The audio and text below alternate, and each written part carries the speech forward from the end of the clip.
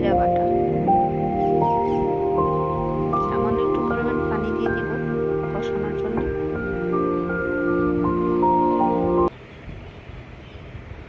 দিয়ে দিচ্ছি চিংড়ি পরিমাণ মতো।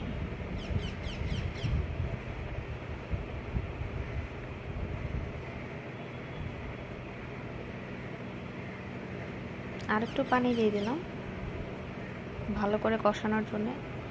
এখন দিয়ে দিব লবণ 2 চামচ,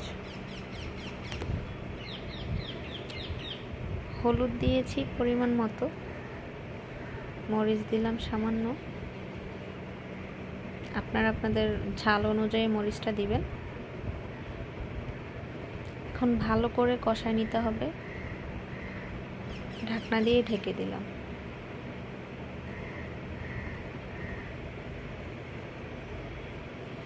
এই তো অনেকটা কষে হয়ে গেছে। এরকম যখন তেলটা উঠে যাবে ওই পর্যায়ে লাউটা দিয়ে দিতে হবে।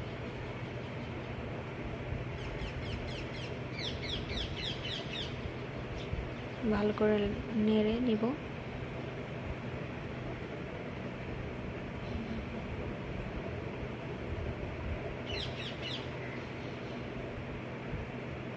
এখন ঢাকনা দিয়ে ঢেকে দিব 20 মিনিটের জন্য। এই তো প্রায় হয়ে গেছে, 20 মিনিট পর ফিরে আসলাম। অনেকটাই নরম হয়ে গেছে। এখন আমি ঝোলের জন্য পানি দিয়ে দেব।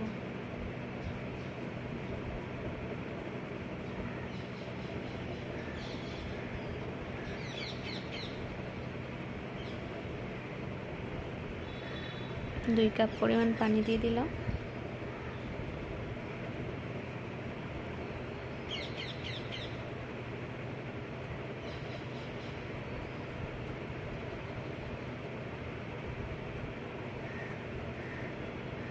ঢাকনা দিয়ে ঢেকে আরও কিছুক্ষণ জাল দিয়ে দিলাম। এখন আমি ধনে কুচি দিয়ে দিলাম পরিমাণ মতো।